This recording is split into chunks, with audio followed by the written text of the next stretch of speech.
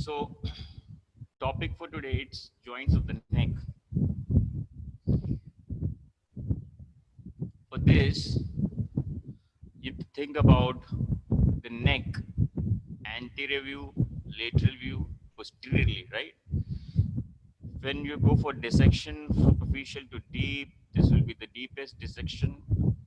Before this, earlier, my lecture was about the prevertebral and paravertebral muscles, where I told you while dissecting the deepest dissection, you will find the cervical spine covered with these muscles, covered by prevertebral fascia. Now it's the time when you reflect all these prevertebral muscles and paravertebral muscles as well. Then the last thing which you'll find is a bony spine, the cervical spine. Now, cervical spine is having, it's made up of 7 cervical vertebrae. An MCQ which has been asked very oftenly, with the beginners, that which segment of the spine has most constant number of vertebrae? Cervical, thoracic, lumbar, or sacral? So the emphasis here is that, if you remember your PMT days, this question was asked that giraffe has how many cervical vertebrae? Remember? So even Osama Noor, how should I continue with this? This is like a 11th, 12th class question.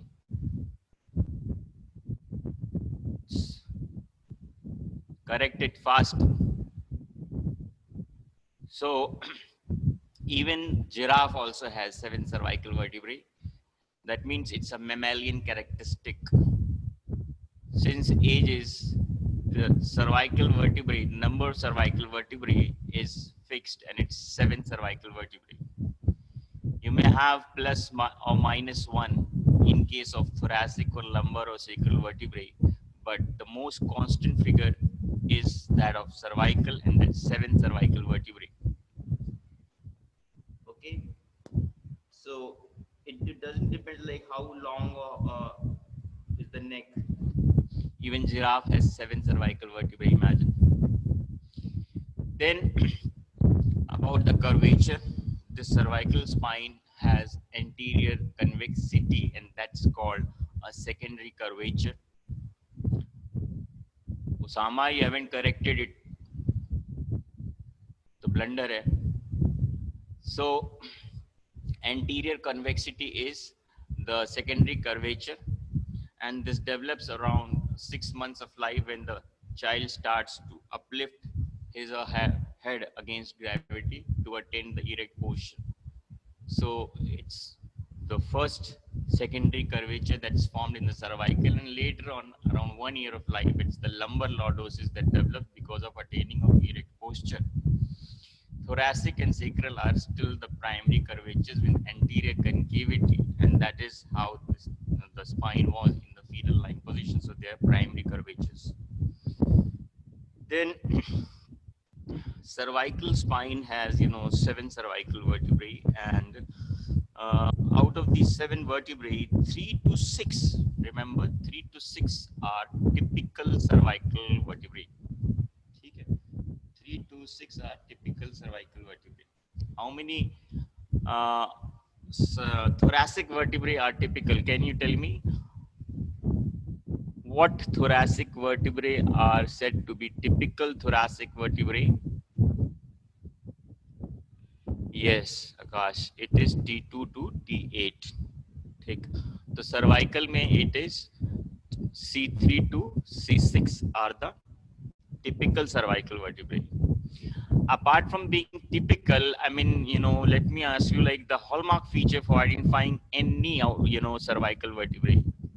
The feature for identifying cervical vertebrae is that in all the 7 cervical vertebrae, you will find foramen transversarium. Yes, Priya, Akash, Sejal. So remember, it is foramen transversarium found in the transverse process of the cervical vertebrae. That is the hallmark feature for identifying cervical vertebrae. but then first and second and seventh have little variations. That's why they are atypical, but 3 to 6 are typical cervical vertebrae. So in the cervical vertebrae, I think this is bony portion, the skull, mandible, cervical vertebrae, this is all being taught to you in your post lunch classes by other teachers.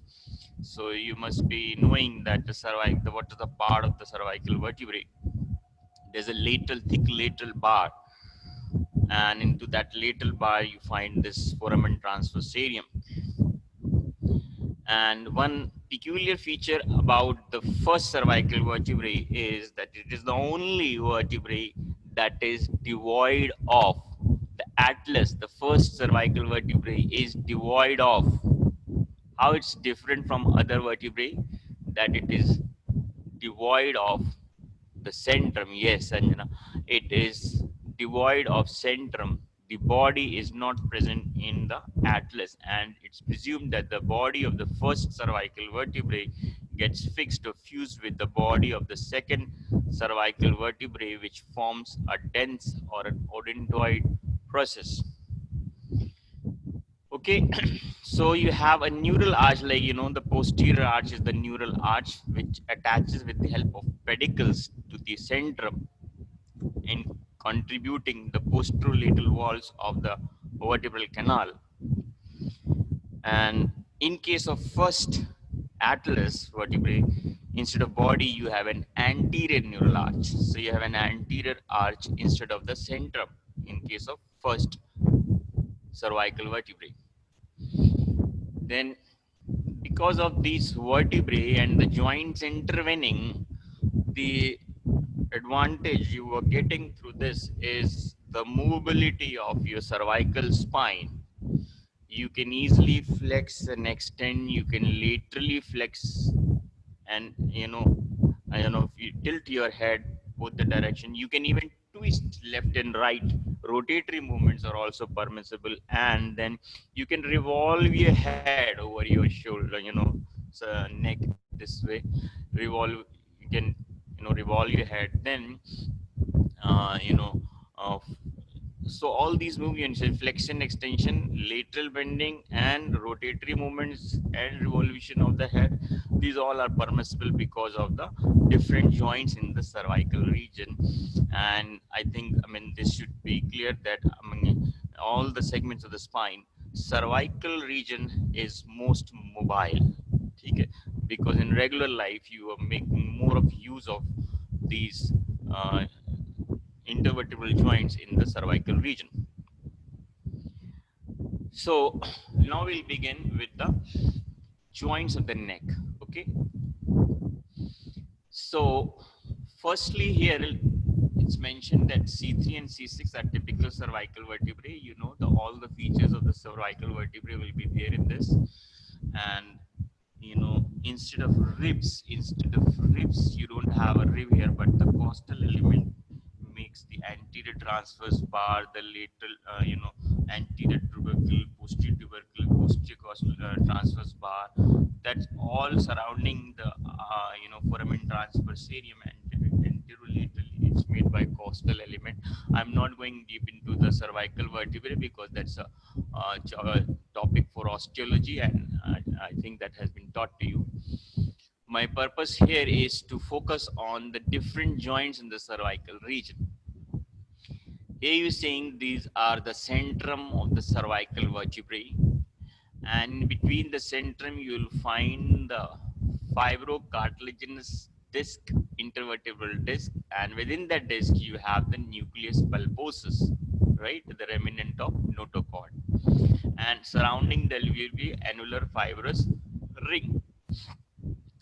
Then one special joint you will find only in the cervical region, right? Only in the cervical region.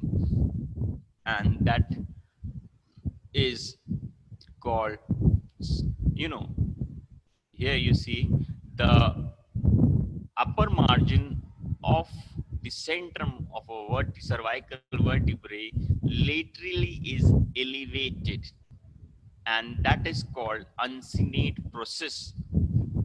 So that uncinate process articulates with the lower margin of the vertebrae above on the two sides laterally. These joints are called Lushka's joints or uncovertebral joints. So these are peculiar of cervical region. Okay? They'll not be seen in first and second vertebrae. Otherwise, from second and below, between third and seventh vertebrae, you'll find these uncovertebral joints or joints of Lushkas. Okay? Then this is the lateral view, sagittal section. When you'll see these are the body of vertebrae with the nucleus pulposus in between, surrounded by annulus fibrous ring, the fibrocartilaginous ring. Then anteriorly, a longitudinal ligament right from the basi occiput attaching to the margins of the body of vertebrae right from the cervical to the thoracic lumbar and reaches to the sacrum. So this ligament is anterior longitudinal ligament.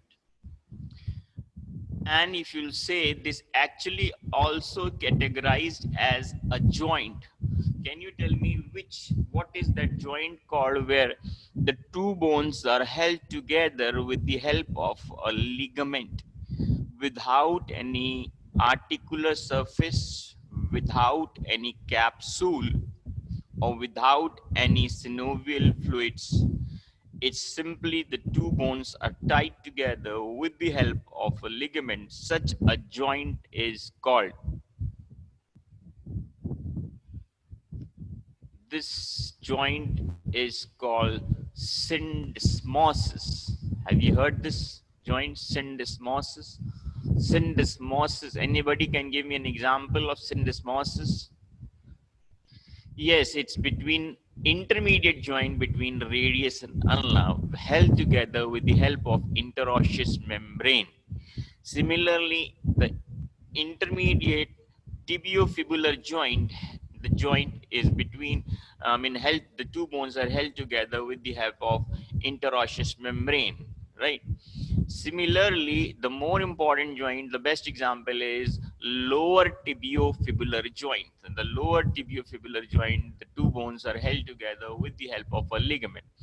So syndesmosis is when two bones are held together, two or more bones are held together with the help of a ligament without any articular facet, without any capsule, without any synovial membrane, nothing, just two bones are held packed up together with the help of a ligament. Such example is syndesmosis. I have given you some various examples. Then this one has also been categorized as syndesmosis because this anterior longitudinal ligament binds all the cervical, thoracic, and lumbar vertebrae and reaching up to the sacrum, first sacral vertebrae.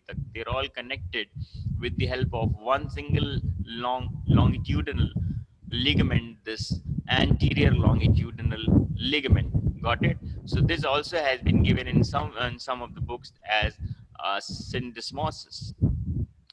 Now you see behind the body of vertebrae is the vertebral canal, right? And in this vertebral canal, anteriorly or the other way, you can say posteriorly to the body of vertebrae, there also is a longitudinal ligament. This extends right within the cranial cavity through the foramen magnum. Take this reaches into the foramen magnum in the form of this, you can see as membrana tectoria.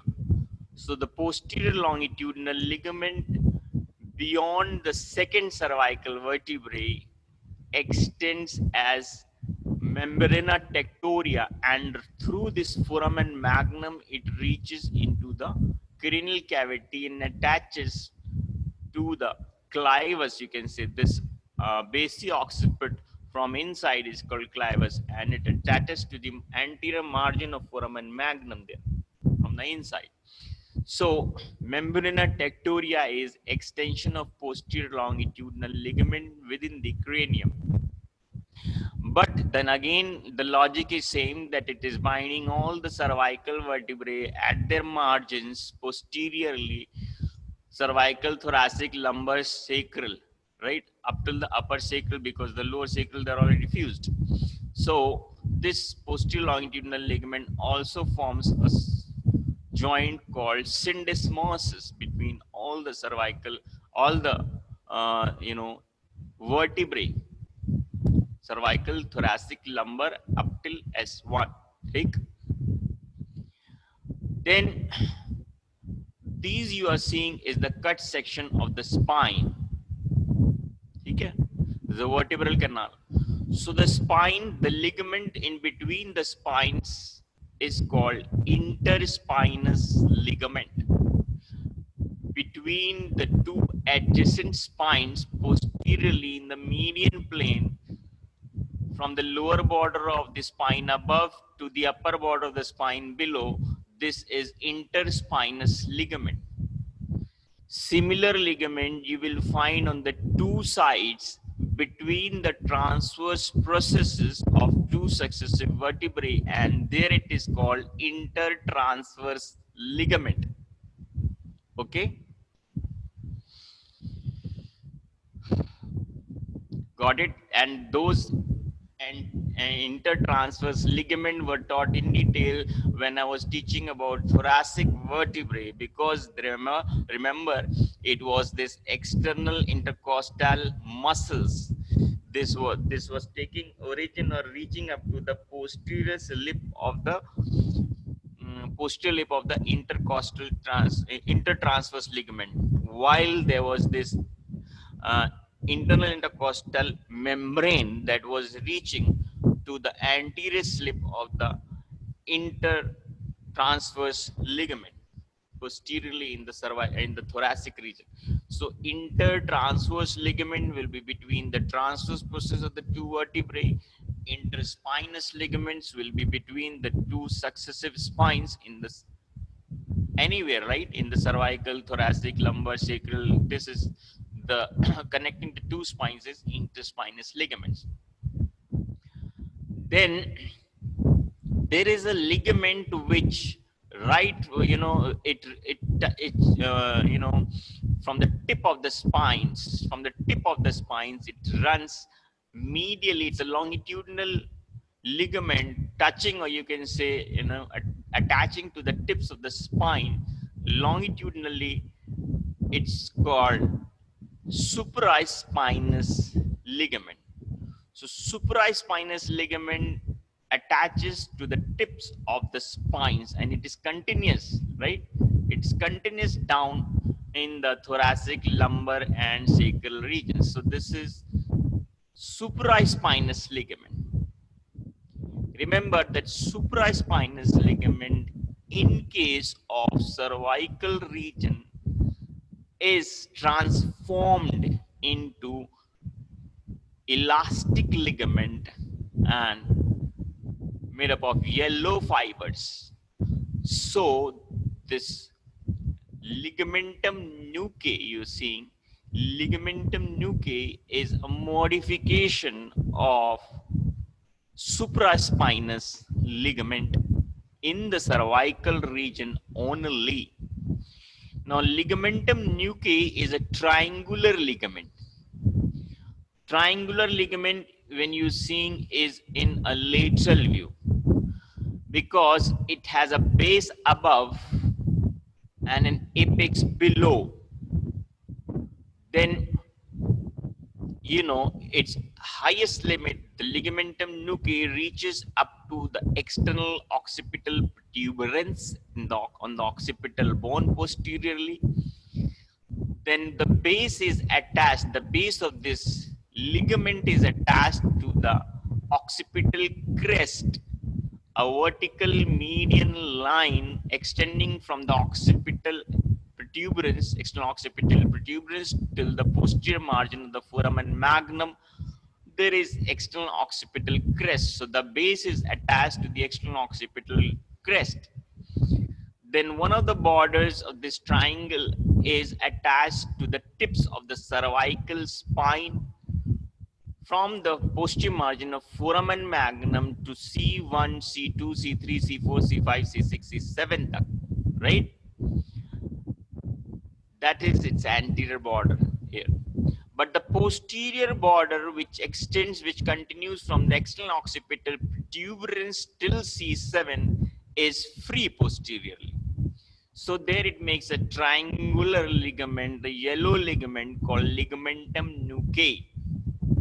It's an elastic ligament, and elastic ligaments, so the elastic fibers, they are resistant to acid and alkali. I told you once I was teaching about the collagen, connective tissue fibers in histology. So ligamentum nuchae, you have seen, I have taught you about this now. Then this is more developed in quadrupeds. If you see horses, like in the nape of the neck on dorsally, they have even hairs there on the nape of the neck. In case of horses and even cows, buffaloes, this ligament, because they actually have to elevate their head against gravity regularly, against lifting and elevating their head against gravity. So ligamentum nuchae is more developed in quadrupeds, especially horses. Okay. Then, but because its posterior border is free, right, from external occipital protuberance till C7. Now that means it's, if you palpate the back of the neck in case of debilitated child or a skinny person, in the nape of the neck you will find is a furrow, a depression.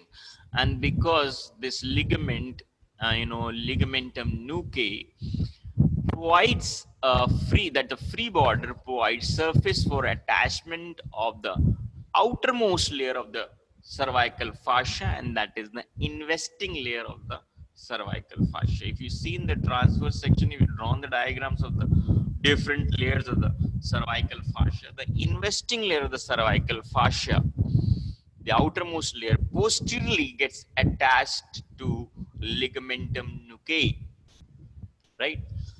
And to the posterior free border, if you think about the muscles attached, you have trapezius. Trapezius, it's a triangular muscle. Thinking about symmetry, both the sides, it becomes a kite-shaped muscle.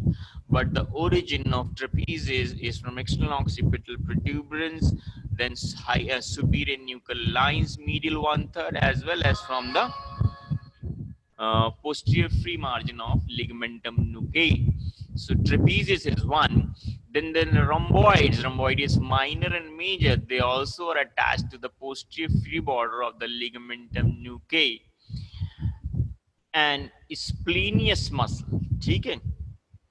So splenius muscles, splenius capitis also is attached to the posterior free border of the ligamentum nuchae. So the structures attached to the posterior free border of ligamentum nuchae is investing layer of the cervical fascia, then splenius muscles, splenius capitis, rhomboideus muscles, rhomboideus major, minor, as well as trapezius. These are the muscles which are attached to the posterior free border of ligamentum nuchae. Keep turning over pages, even if you have those atlas, anatomy atlas, for better visualization, with better orientation of different sections of the diagrams in different orientations, so you'll have a better idea of how the ligaments are arranged. Okay, so always keep seeing the diagrams, or either from the internet for the images. Then this you are seeing is the posterior vertebral canal. This canal has been cut out, like you're seeing. This is the posterior neural arch, and you're seeing after a coronal section. This is a coronal section through the vertebral canal. These are the two cut edges of the pedicles. So when these are the cut edges of the pedicles, these will be the lamina, and lamina together right and left join to fuse the spine posteriorly. ठीक? So you are seeing this posterior arch of the word spine, cervical spine, anterior view, the cut ends of the pedicles, the lamina. The purpose to show here is when you'll see, like, you know, what I'm talking here is this is the vertebral canal, and you are seeing the posterior part of this vertebral canal anteriorly. So this will be the view. So we'll find that there are ligaments in bits. Ligament in bits means it's not a continuous ligament, but it is attaching to the margins of the successive lamina, like, you know, lower margin of the lamina above to the upper margin of the lamina below. This ligament on the end, or you can say on the posterior surface of the vertebral canal between the successive lamina is called ligamentum flavum. Now, ligamentum flavum is also an elastic ligament made up of yellow fibers. Okay? But this also is not reaching, you know, beyond C2.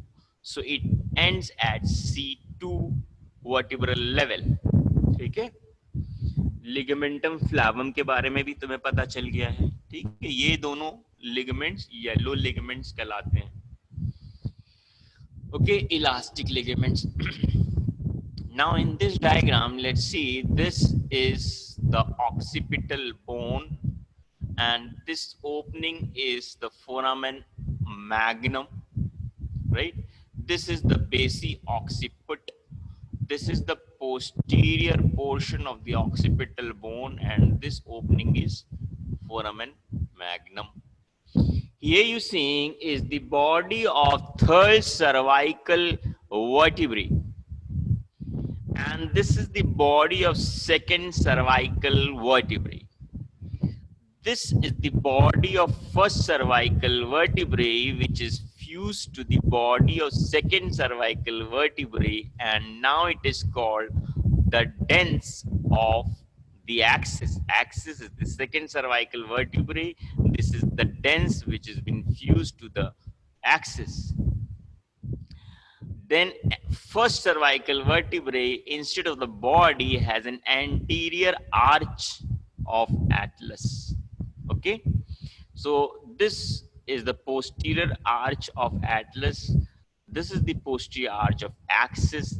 This is the posterior arch of the third cervical vertebrae. So what you've seen, this is the first cervical vertebrae.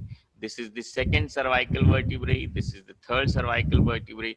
But what you've seen is that axis, the second cervical vertebrae, is extending in this region of first atlas cervical vertebrae, because the centrum of first is fused to the second cervical vertebrae and it's called the dens.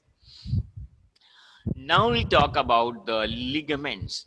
In this again is a sagittal view, the lateral view.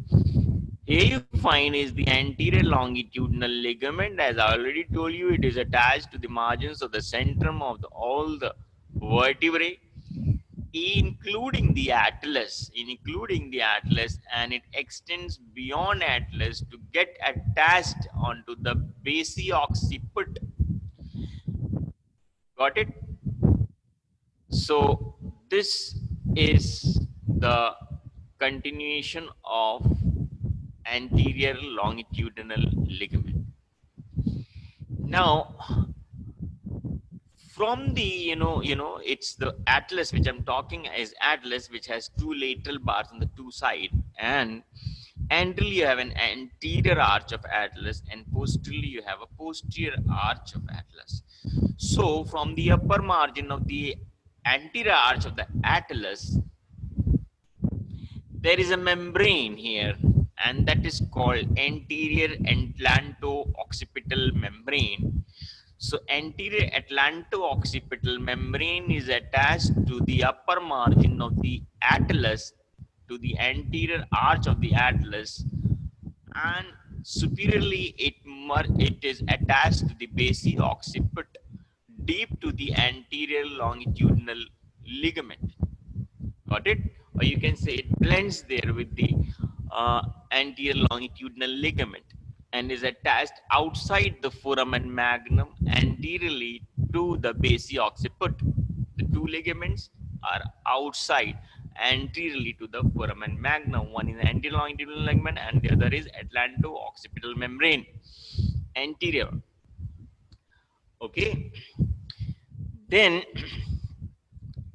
look here, the other ligaments. This is C3, this is C2, now this is C1, the body of C1, the dens.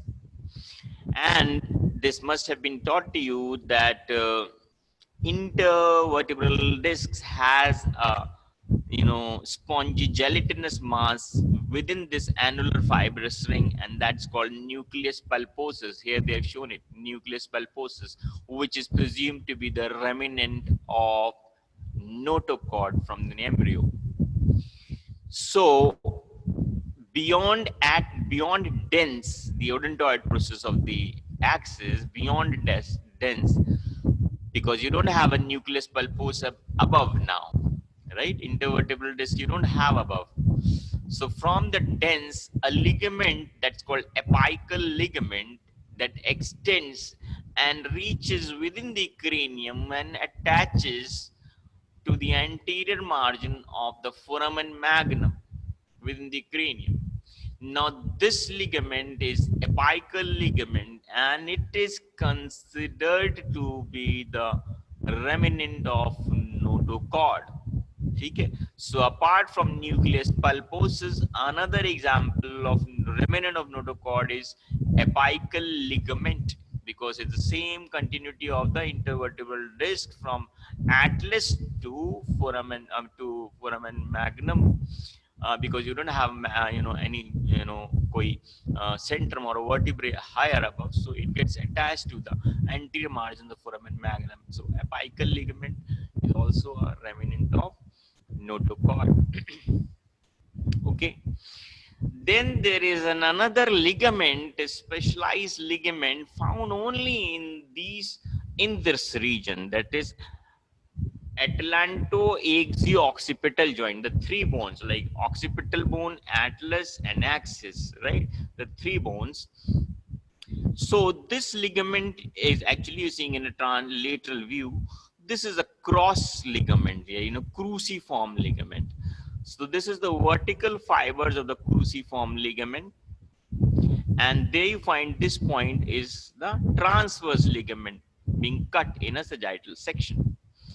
So from the posterior surface of the body of the axis, it continues up and enters the foramen magnum and is attached deep to the apical ligament on the anterior margin of foramen magnum within the cranium.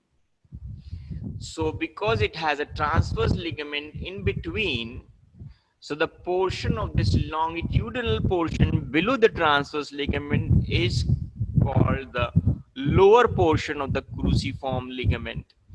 And from the transverse ligament above, the continuation of the vertical fibers is called the upper segment or the upper band of the cruciform ligament. Okay? So that means deep to the apical ligament is cruciform ligament with its vertical fibers reaching into the foramen magnum. Then this, I told you that posterior longitudinal ligament runs anteriorly in the vertebral canal, attaching all the successive vertebrae at their margins posteriorly. Beyond axis, as I told you, that posterior longitudinal ligament beyond axis extends above, reaches the cranial cavity through foramen magnum and is attached deeper to these apical and cruciform ligaments, and it is attached higher up on the anterior margin of the foramen magnum within the cranium, and this surface on inside is called clivus. So this continuation of posterior longitudinal ligament is called membrana tectoria. ठीक? So you got to know that these are the three ligaments which reach into the cranial cavity. I'll tell you there is a pair of ligament. These are unpaired, right? All the three are unpaired. But there is a paired ligament from the apex of, you can say, X, and a paired ligament, both the sides, V-shaped ligament is LR ligament, which also reaches to the foramen magnum. Okay? So there are actually 5 ligaments which reach through the foramen magnum, which cross this foramen magnum from the cervical spine. Now these are the cut sections of the spines, or you can say posterior arch of these cervical vertebrae, and these are the spinous processes. So this will be interspinous ligaments between the spines. It's interspinous ligaments. But remember that interspinous ligament between occipital and atlas bone is called posterior atlanto-occipital membrane. So posterior atlanto-occipital membrane is actually the modification of posterior interspinous ligament. Okay? It's interspinous ligament in all the between the spines of all the vertebrae. Interspinous ligament. यहाँ पे भी दिखाया था. ठीक? But the same ligament between atlas and occipital bone is called posterior atlanto-occipital membrane, which attaches this upper margin of the posterior arch of the atlas to the posterior margin of the foramen magnum. I'll tell you, it has a gap or a just like if you remember, the capsule of the knee joint also has few gaps.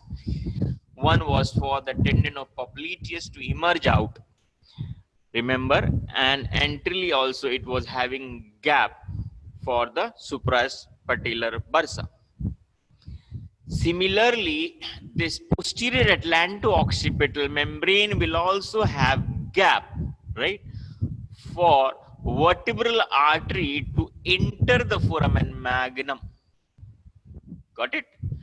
And also for the first cervical nerve to emerge out. Remember, all the cervical nerves, they emerge from above their corresponding cervical vertebrae.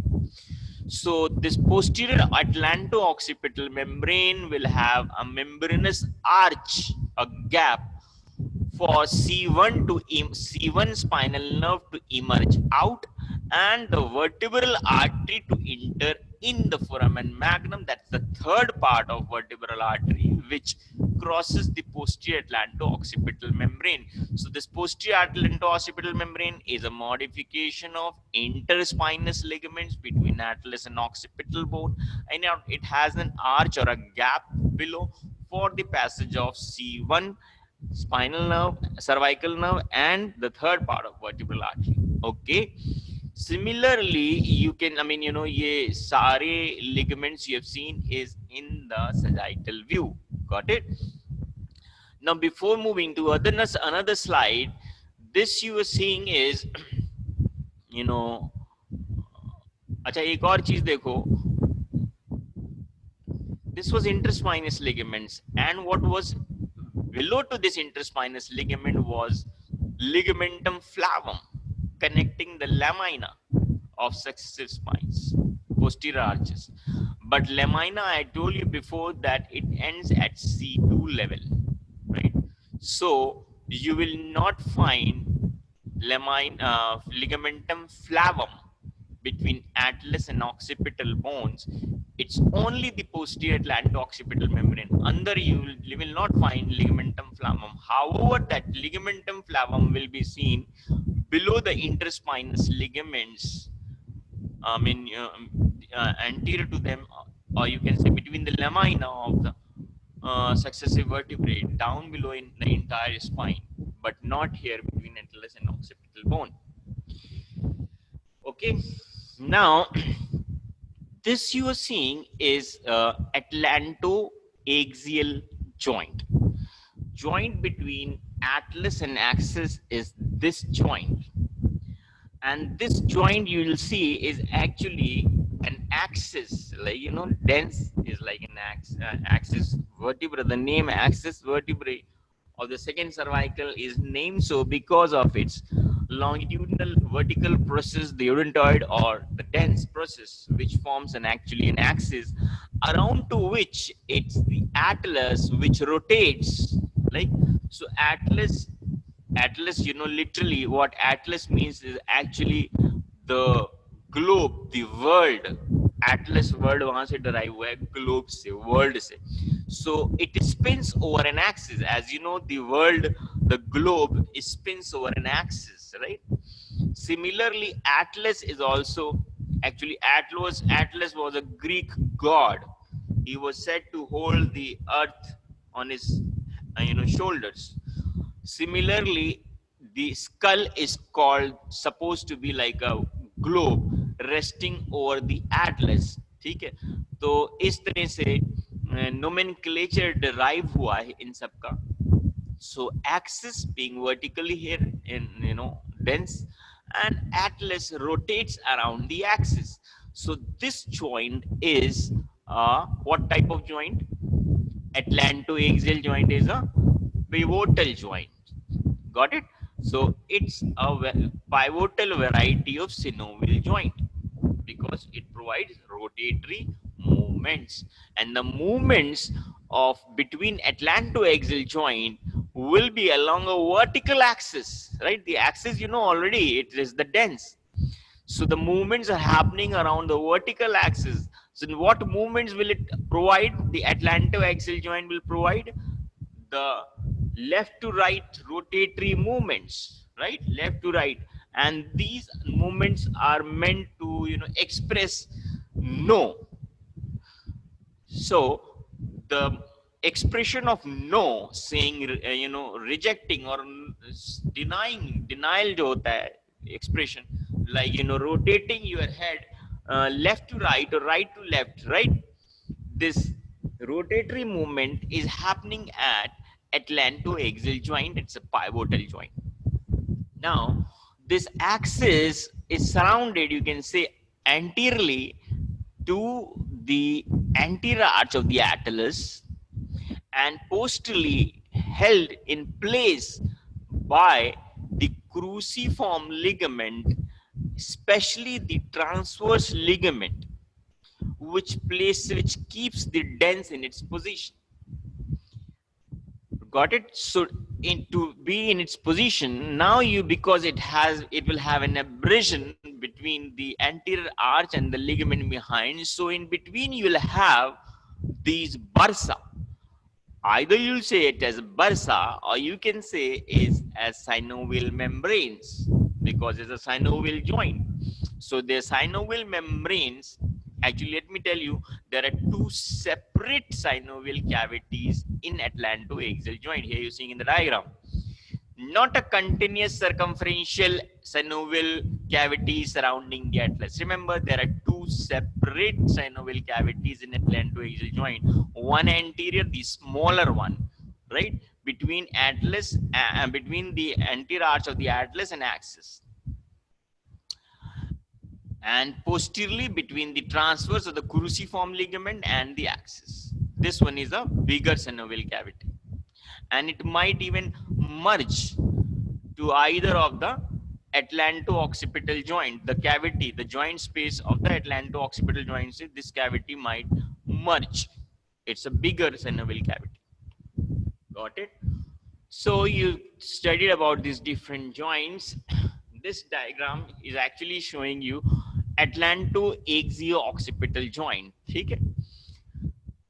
So this joint between this is atlanto-occipital joint. This This joint is atlantoaxial joint, the pivotal joint. As I was telling, you have two bursa, anterior and posterior, or you can say the synovial cavity, the joint cavity. Anterior one is a smaller one which is separated out, and posterior one is a larger synovial cavity. It can either merge with the synovial cavity of the atlanto-occipital joint, either side. Okay. Then there are three ligaments you've seen which are reaching to the inside of the cranial cavity through the foramen magnum and attaching to the anterior margin of the foramen magnum. These are apical ligament of Dens, the upper band of the cruciform, upper vertical band of the cruciform ligament, and the membrana tectoria. ठीक है, remember अच्छे से, चूंकि ऑस्टोलॉजी में when you know on the viva table skull is placed sometimes and you asked tell the contents of the structures passing through the foramen magnum. So remember, you'll have to mention about these three ligaments as well as LR ligament, which is not shown in this diagram because they are extending laterally. Okay, so you remember these three ligaments.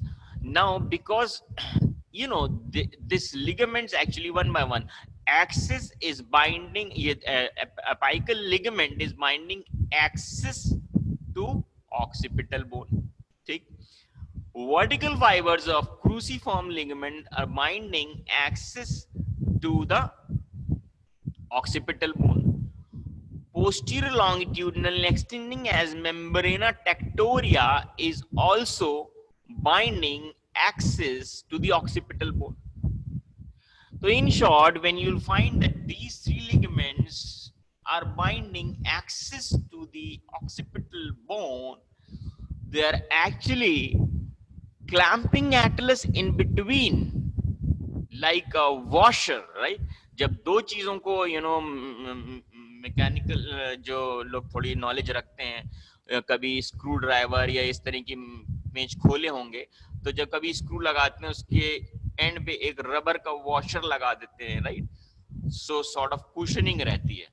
So it's something like atlas forms a washer between occipital and axis. Occipital and axis को ही तो ये सारे ligament bind कर रहे हैं, ठीक है? 1, 2 and 3. And in between क्या which bone is get compressed in between the two bones, occipital and axis, is atlas. So atlas इसके actually atlas को bind नहीं कर सकते ना, क्योंकि atlas को rotate कराना होता है, ठीक है? इस तरह से तो इन दोनों के बीच में atlas is actually compressed in between occipital and axis. ठीक? So you can remember that C2 पे बहुत से ligaments terminate हो रहे थे. One of them was posterior longitudinal ligament which reaches up to C2 यानी कि lower margin तक, and beyond that it extends at membrana tectoria. Similarly was the case of ligamentum flavum which also reaches till second at cervical, and beyond that it extends as posterior atlanto-occipital. Sorry, that was not, I mean, you don't find actually ligamentum flavum beyond C2 above. And interspinous ligament in between atlas and occipital bone is posterior atlanto-occipital membrane. Now this is a coronal section. This coronal section you're seeing is actually the anterior arch of atlas and axis, as well as the occipital bones. You're seeing three bones. This is the occipital bone with the two occipital condyles, and this is the axis with the anterior arch, and then the lateral mass of the atlas, the two sides, and then this is the anterior arch, or you can say the posterior of the body of axis, the second cervical vertebrae. Okay. So three vertebrae now you're seeing is actually a posterior view of this segment. Posterior view देख रहे हैं हम, यानी कि we are seeing from within the vertebral canal. Within the vertebral canal, when you are seeing anteriorly, you will find this view. Now think about that this is the body of axis, and onto which you find is this the dens of the axis vertebrae, okay, which is hidden behind posteriorly immediately by a cruciform ligament. And this cruciform ligament, as I told you, had a vertical band. This is the lower vertical band of the cruciate ligament attached to the centrum of the axis vertebrae posteriorly, and it was extending. The upper vertical band extends into the foramen magnum posterior to the apical ligament. So this axis you're seeing is reaching up till here, up till the level of atlas, and from the apex of atlas there will be a ligament anterior to the upper vertical band. This deep inside you can see here is apical ligament, right? This apical ligament is attached anteriorly to the margin of foramen magnum. Then, because we are seeing from the posterior view, so posterior to the apical ligament is this upper vertical band of the cruciate ligament. Then this cruciate ligament also has this transverse band, transverse ligament. This transverse ligament extends laterally and merges with the inner surface of the lateral mass of atlas, both the sides. In doing so, it is actually restricting the dens anteriorly, or you can say it's restricting the dens from being pushed back into the vertebral canal, because behind to this cruciate ligament, this you seeing is the posterior longitudinal ligament. This posterior longitudinal ligament, which was binding this body of vertebrae posteriorly, now extends from atlas. It's called membrana tectoria, and this membrana tectoria runs behind the cruciform ligament. It has been cut out to expose this cruciform ligament. Otherwise, this membrana tectoria extends into the foramen magnum, is then attached on the inner surface of the skull on anterior to the foramen magnum, or you can say, posterior to this vertical band of cruciate fibers. This is membrana tectoria. So these are the three structures. You have apical ligament, then upper vertical band of cruciate fibers, and membrana tectoria. The three structures like this, because it has been cut out, membrana tectoria. That's why you are seeing all this. So membrana tectoria is from, posterior longitudinal ligament. You'll remember it is only up till axis tak aata hai, and axis beyond it is called membrana tectoria. Now you will see कि ये जो dense है odontoid process, because mainly because of the transverse band of the cruciate ligament, this dens is been localized. It has been fixed anterior to it, so that it doesn't pushes back. Because if it pushes back behind in the vertebral canal, you will be find is the spinal cord, the upper end of the spinal cord, right? And the upper end of spinal cord, which continues as this is atlas, right? And just above this is foramen magnum, and that is medulla oblongata here. So if this ligament is torn, the transverse ligament is torn, what will happen? That this dens, which is being which has been refrained from being pushed behind, that this odontoid process will be shifted back and will compress upon the vital centers, cardio respiratory vascular centers, in the medulla, and can be a cause of death. So remember that this has a lot of significance, the transverse ligament.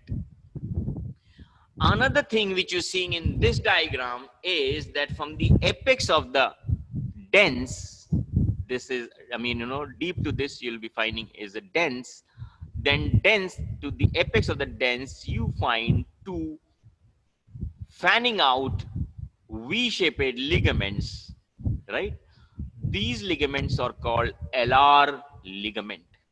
LR ligament is also attached to the margins of foramen magnum laterally.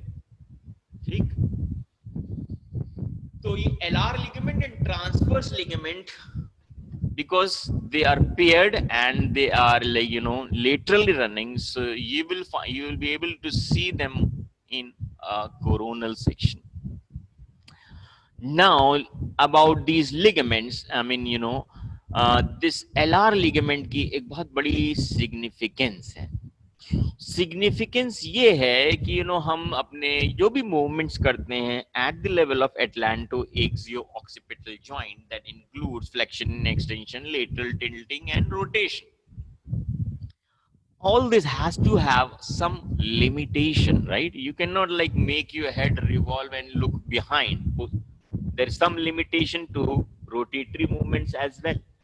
Similarly, in case of extension and flexion also, there is some limitation.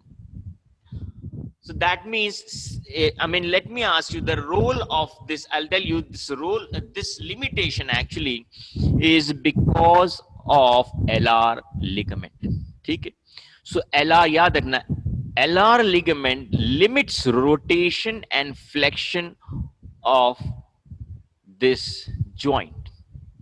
एटलांटो-एक्सिपिटल joint को और atlanto axial joint के, इन दोनों joint, ये there are the two joints, like this is atlanto occipital joint between occipital condyles and atlas, and these two joints are atlanto axial joint. ठीक है, although this is lateral atlanto-axial joint, chunki one joint is here also, and that is called pivotal joint. The median atlanto-axial joint, I told you, is between the anterior arch of the atlas and posteriorly by the transverse ligament.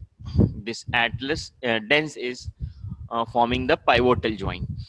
But you have these plain synovial joints also. These are also atlanto-axial joint, but these are paired lateral joints. So what I'm telling is that the movements happening in this region, they are limited because of LR ligament. याद रखना, what limits rotation and flexion is LR ligament. एक limit के बाद flexion पे रुक जाएगा, एक ligament के बाद एक्सटेंशन पे रुक जाएगा, and if you want to look to the left और टू द राइट, एक लिमिट के बाद रोटेटरी मूवमेंट्स भी रुक जाएगा, right? So that limitation is brought about by LR ligament. ठीक है, लेकिन एक और इंपॉर्टेंट पॉइंट ये है कि ये LR लिगामेंट फ्लेक्शन को रोक देगा, रोटेशन को लिमिट कर देगा. फ्लेक्शन एंड रोटेशन को तो लिमिट करेगा, बट ये लिगामेंट बिकॉज ये इससे बेंड है ना, डेन से बेंड है. ठीक है, so while extending your neck, याद रखना, तो skull will drop back. So when skull will drop back, so these ligaments will relax, they will lax down, like, तो ये important point है that LR ligament relax during extension of the neck, because ये इस पे bind कर रहे हैं ना, margins of the lateral margins foramen magnum slightly anteriorly. अब when you extend, extend your neck, so your skull falls back, and in that position these LR ligaments will relax. But while flexion and while lateral rotation में क्या होगा, एक ligament, like, if you're tilting your head towards the left side, तो right side का ligament taut हो जाएगा. If you are rotating your head towards the right side, तो left side का LR लिगामेंट टॉट हो जाएगा, यानी it will restrict further rotation. ठीक, फ्लेक्शन में ये दोनों ही टॉट हो जाएंगे एक लिमिट के बियॉन्ड, बट एक्सटेंशन में दे विल रिलैक्स. ये सारी बात जानने के बाद हमें तो याद आ रहा है कुछ सब जो हमने सिमिलर पढ़ाया गया था, वो था नी ज्वाइंट, एंड वहां पे भी क्रूसीफॉर्म यूज हुआ था, वर्ड याद आ रहा है, एंड ACL PCL, राइट? याद आ गया नी ज्वाइंट में. तो नी ज्वाइंट में एक कॉमन क्वेश्चन आता है, और इसी तरह का क्वेश्चन था वो भी, that what limits extension in the knee joint. I told you flexion in the knee joint is limited when your back of leg touches the back of thigh, like in case of squatting position. So that's the maximum limit of flexion of knee joint. But extension में तो कोई limit नहीं है, tibia resting on femur resting on tibia, so you can extend your knee joint beyond the vertical axis. Why is it like TBR doesn't goes out anterior further? What that means, there is something which prevents further extension of the knee joint, and the ligament is ACL. Good. So ACL, याद रखना, ACL prevents, restricts further extension of the knee joint. Similarly, what restricts PCL? Now यहाँ पे ये नहीं है कि हम maximum flexion तो कर लेते हैं, like you know squatting position में, कि बिल्कुल there remains no space when back of leg touches the back of thigh. But what I'm talking is about downhill movements, right?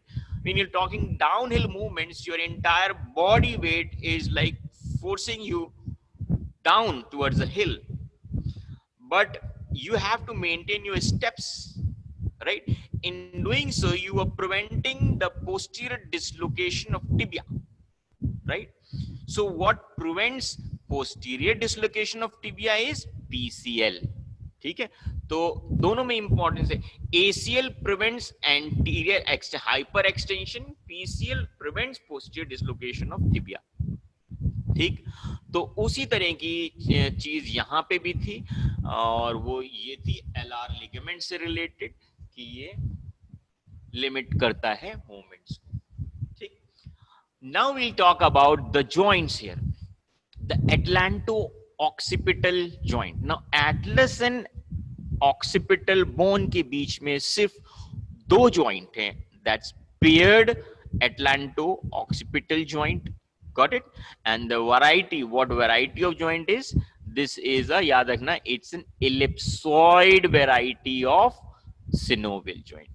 Ellipsoid variety of synovial joint के other examples कौन बताएगा? Ellipsoid variety के other examples include metacarpophalangeal joints. ठीक है, metacarpophalangeal joints are examples of ellipsoid joints. And the best, yes, sure, yes, Sunny, it is the wrist joint. The best you can easily say is the wrist joint is the better example of ellipsoid joint. Then you have metacarpophalangeal or metatarsophalangeal joints, as well as atlanto-occipital joint. They're examples of ellipsoid. Now ellipsoid means you have movements around two axes, right? इसमें दो axis में movements हो सकते हैं, but both the axes, remember that both the axes for atlanto-occipital joint will be transverse axis, horizontal axis. One will be a transverse axis. Transverse axis के along movement कराएंगे, that will cause flexion and extension. Similarly, an anteroposterior axis के along अगर movement कराएंगे atlanto-occipital joint पे, तो movement क्या होगा? Right and left lateral tilting of the head. So that means ellipsoid joint होने की वजह से क्या है, इसमें movements are happening in two axes. Got it? And that includes forward and backward, यानी कि flexion and extension, and right and left tilting of the head.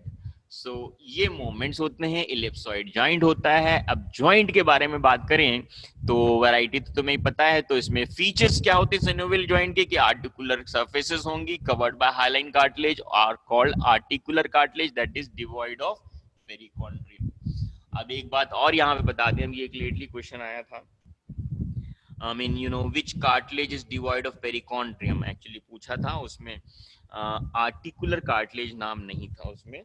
तो याद रखना कि fibrocartilage also is devoid of perichondrium. ठीक है. And hyaline cartilage normally has a perichondrium, but at the articular surfaces, the articular cartilage is actually hyaline cartilage, but it's devoid of perichondrium.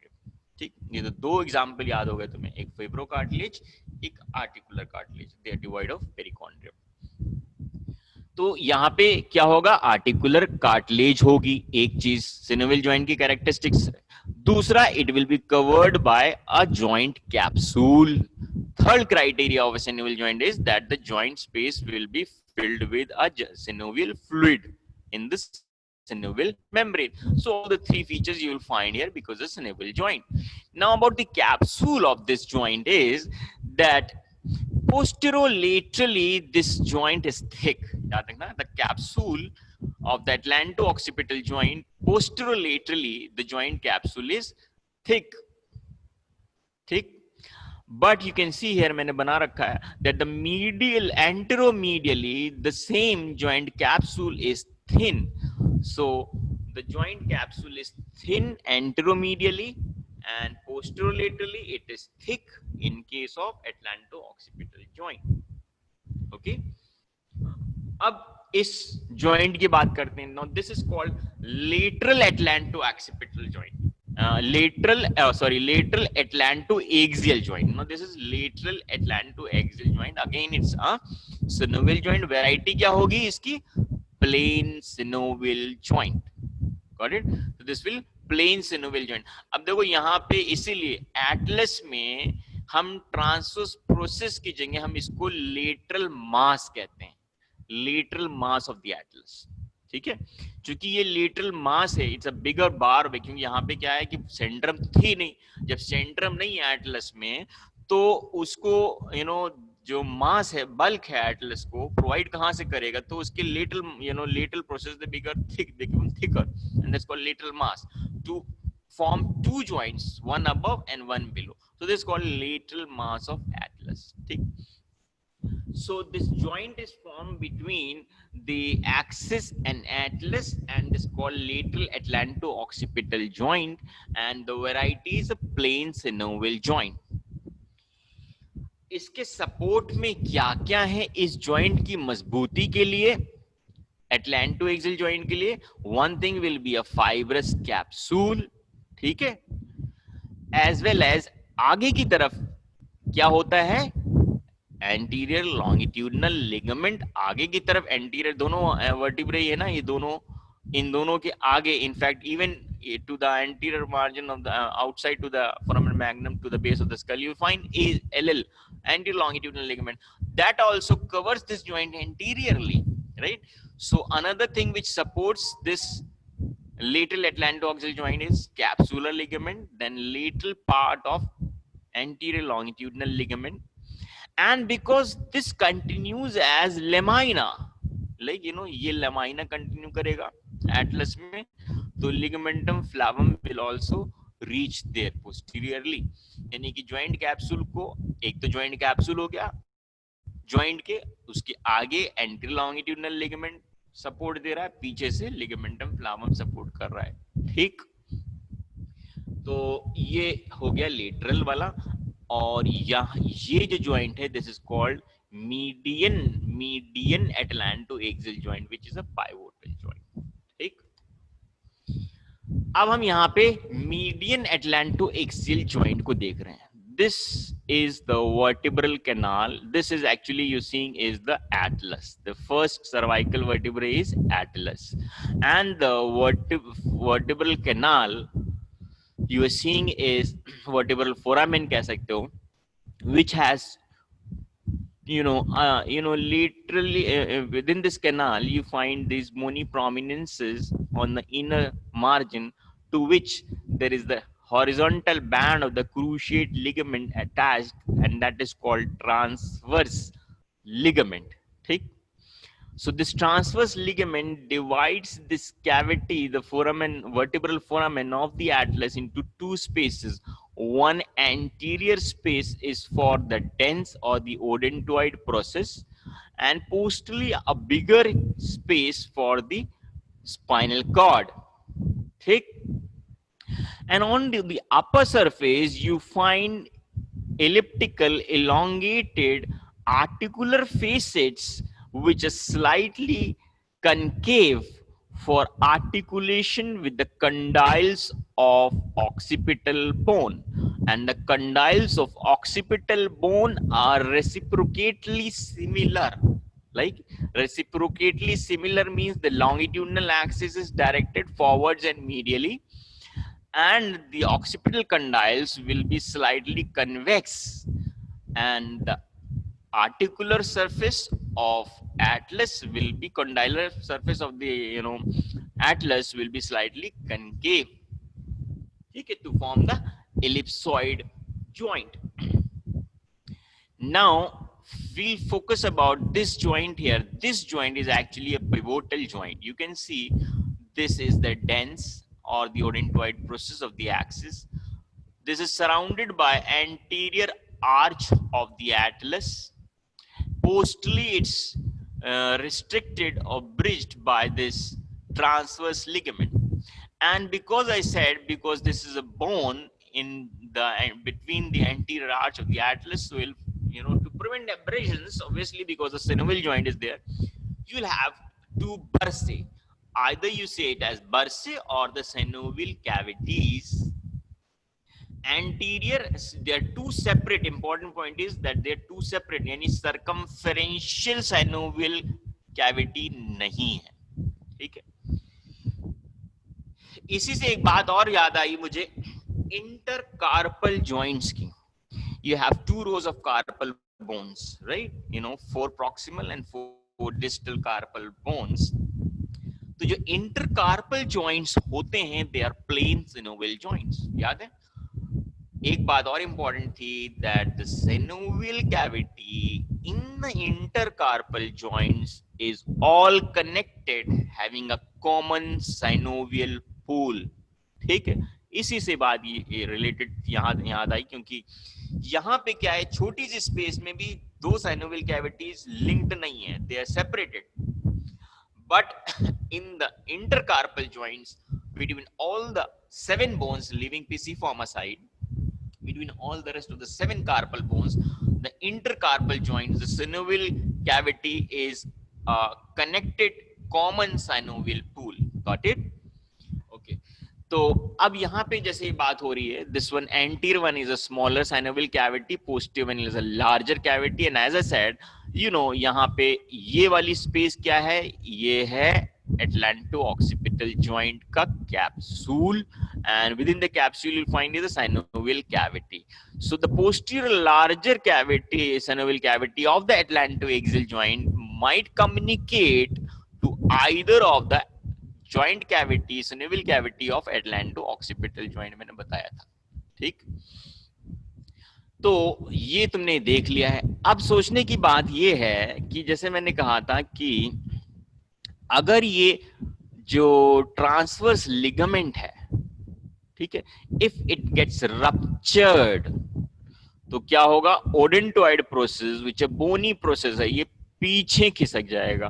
पीछे खिसकेगा, this is already occupied by the vital centres at the lower end of medulla and upper end of spinal cord, the respiratory and cardiovascular centers. So if this compresses behind the spinal cord, that will be a cause of death. ठीक है? Okay.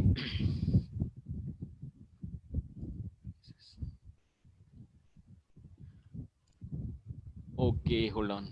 हाँ, तो अब क्या है, ये ligament कोई if you see the vertical extent of this transverse ligament, if you see the vertical extent, it will not be covering like the entire length of the dens.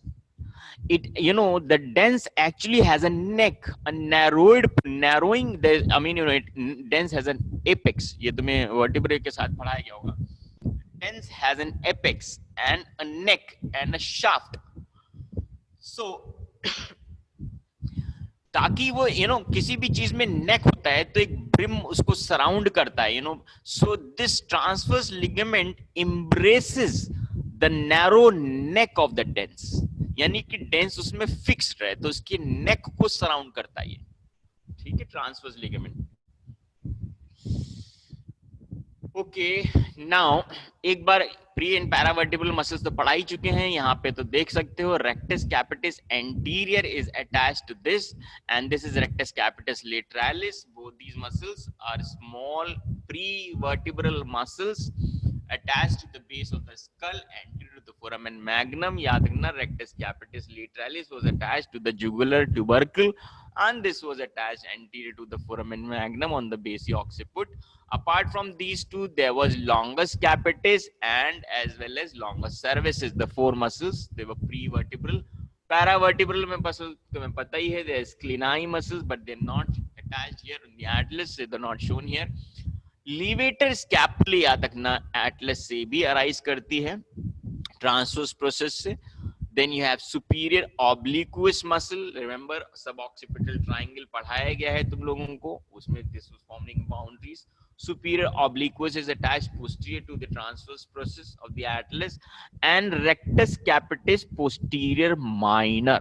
ठीक है, ये भी ये एटलस से राइज करती है muscle. ठीक है, और ये सीधे जाके ऑक्सीपिटल बोन पे अटैच होती है मीडियली और इधर side of the occipital crest के दोनों साइड पे.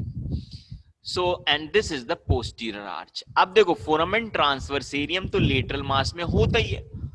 Up till it was running this vertebral artery within the vertebral canal, within the foramen transversarium from 6 to C1 is called the second part of vertebral artery. The third part of artery is which emerges from the foramen transversarium of the atlas. It winds around like this, and remember now to this margin there will be, you know, यहाँ पे interspinous ligament होता है and that forms posterior atlanto-occipital membrane. ठीक है, posterior occipital atlanto-occipital membrane को ये artery pierce करेगी to enter into the skull. ठीक है, yes you can say it has a tortuous course. Osama, third part को ये देख रहे हो थोड़ा सा टॉर्चुसिटी रहेगी ही क्योंकि you are having so many movements at this point atlas and occipital के between, you know lots of movements are there. तो अगर ये स्ट्रेट कोर्स होगा ऑब्वियसली जरा सा भी ज्यादा एक्सट्रीम मूवमेंट कर दिया there are chances of, but you can say you can rupture of this vessel. So the third part will have an extra length to provide for the hyper extension flexion or rotatory movements में ये stretch ना हो. So they'll have a slight looped course, the third part of the vertebral artery. ठीक है, इसकी वजह से Atlas के सुपीरियर सरफेस पे remember subclavian artery was arching the first rib. Similarly bone पढ़ते हैं फर्स्ट रिब तो उसमें ग्रूव मिलता है, सबक्लेवियन ग्रूव कहलाता है.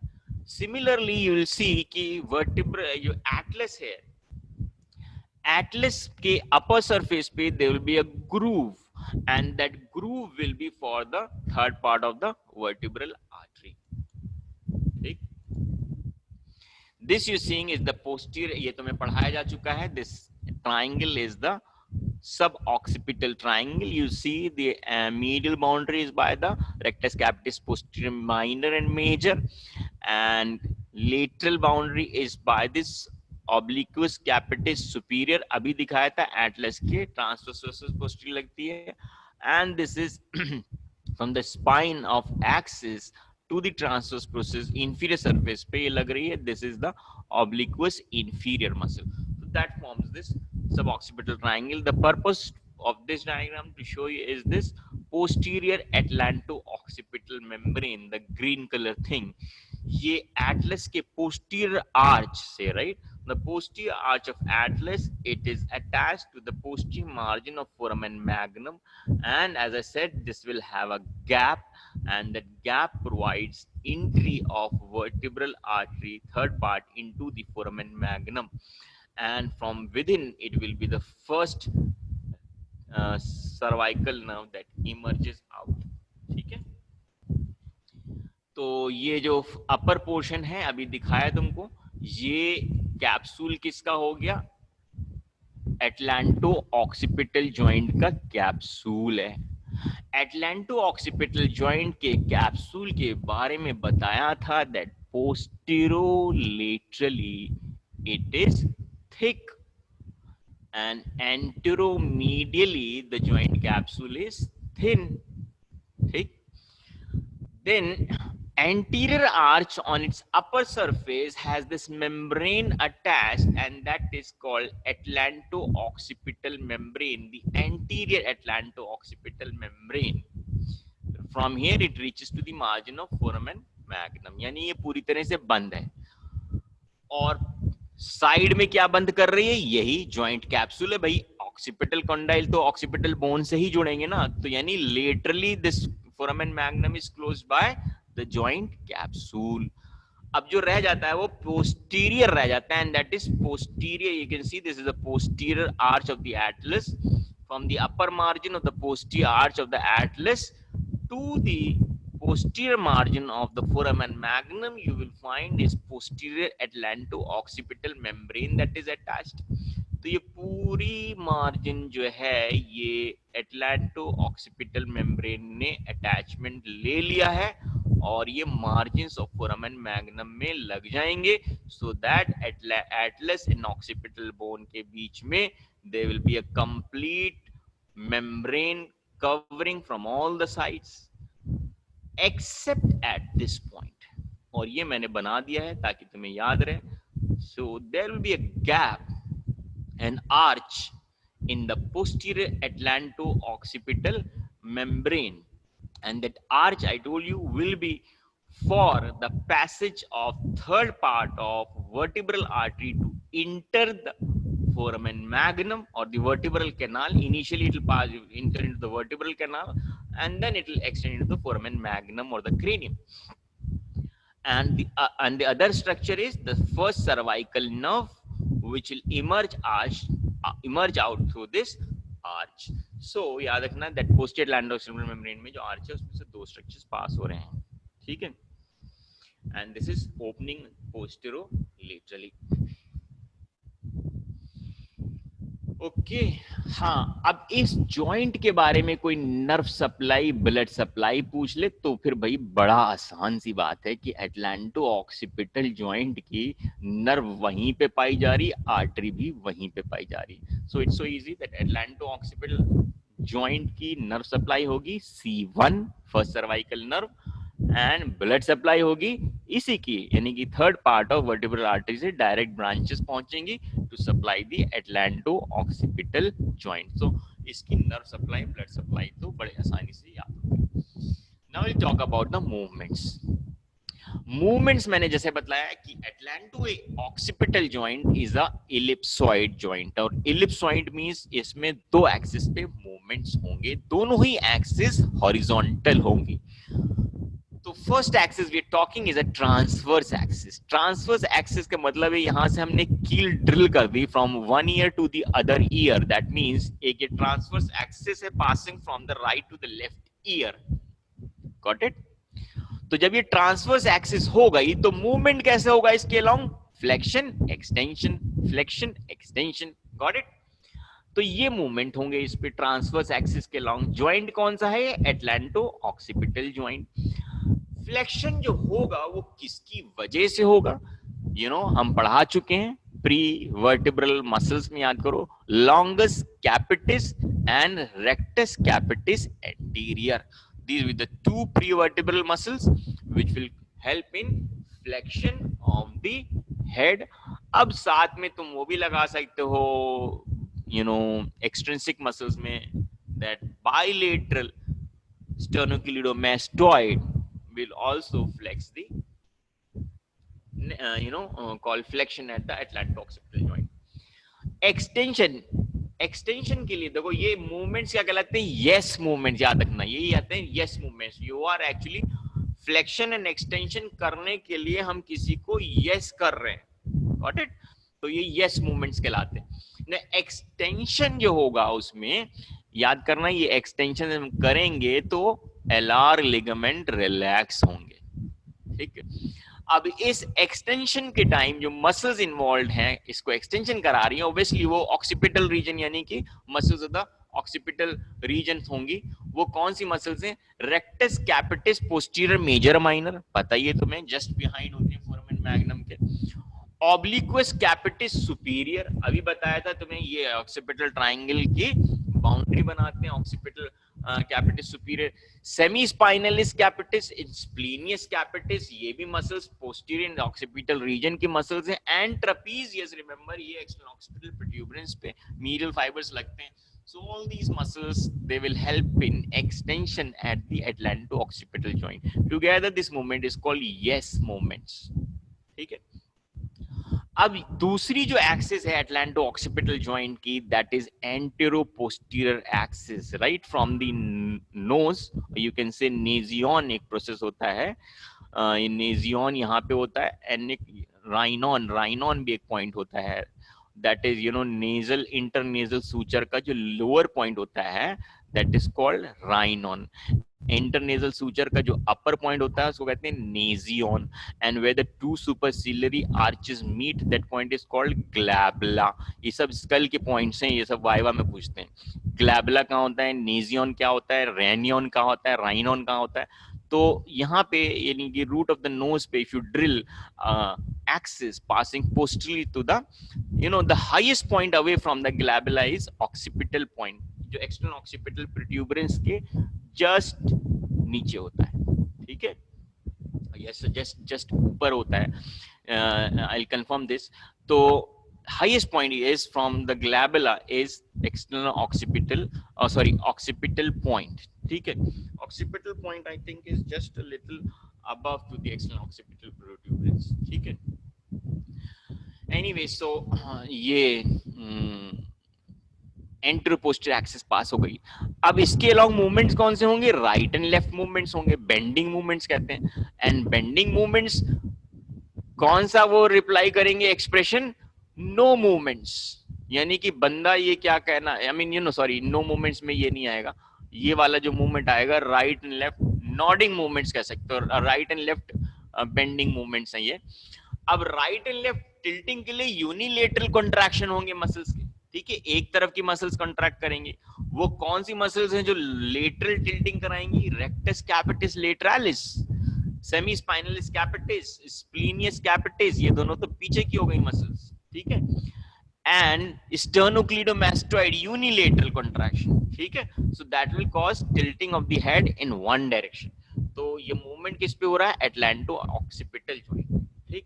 तो ये तो वो जॉइंट कवर हो गया। Now the other joint I was telling is atlanto axial joint, that's a pivotal joint, जिसका जो मीडियन एटलांटो एक्सियल जॉइंट है दैट्स अ पिवोटल जॉइंट। याद रखना कि इसमें दो जॉइंट्स होते हैं atlanto axial, so whenever you come across mention median atlanto, अगर आप पूछा जाए कि पिवोटल जॉइंट का example, so better way is writing median atlanto-occipital joint because there are lateral atlanto-occipital joint as well which are plain synovial joints, ठीक। तो यहाँ पे हम बात कर रहे हैं मीडियन atlanto-occipital joint। ये मूवमेंट्स किसके अलोंग होंगे, वर्टिकल एक्सिस, और एक्सिस क्या थी, डेंस यानी ओडोंटोइड प्रोसेस, उस पे एटलस रोटेट करती है, ठीक। लेकिन रोटेशन लिमिटेड किसकी वजह से हो जाता है, एक लिमिट पे अलार लिगामेंट की वजह से।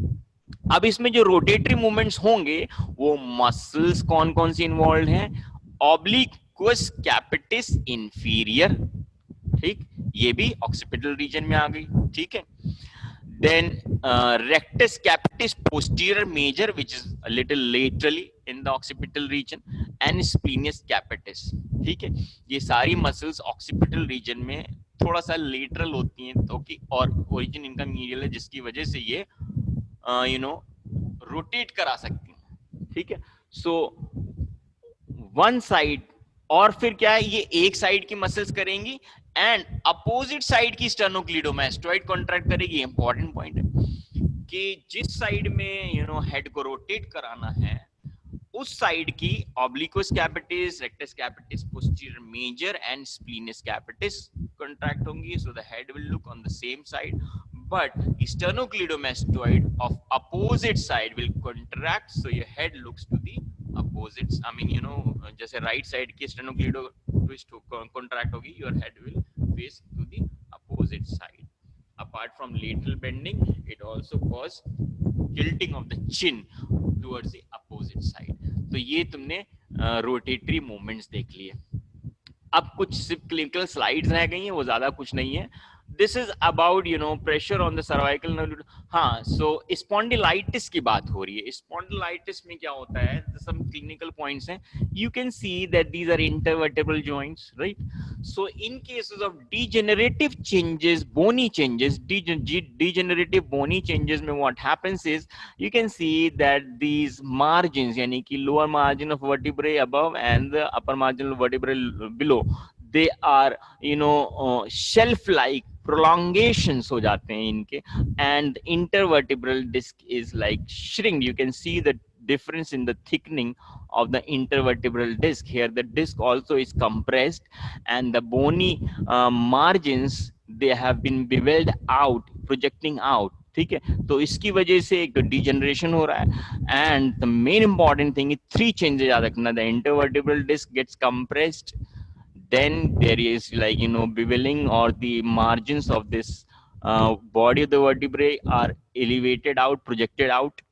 Then intervertebral foramen becomes narrow. You can see the size of the intervertebral foramen. It becomes narrow because of spondylitis. So if it becomes narrow, obviously, ये जो यहाँ से cervical nerve emerge होती है, and that will be compressed. So because of compression, there will be root pain. So there will be painful condition हो जाती है. Obviously इसको relieve करने के लिए हमें initially तो cervical collar लगाना होता है, एंड अगर ज्यादा दिक्कत होती है तो लेमिनेक्टमी वगैरह भी कर सकते हैं, जिसकी वजह से to elevate the pain on the compression of the cervical nerve.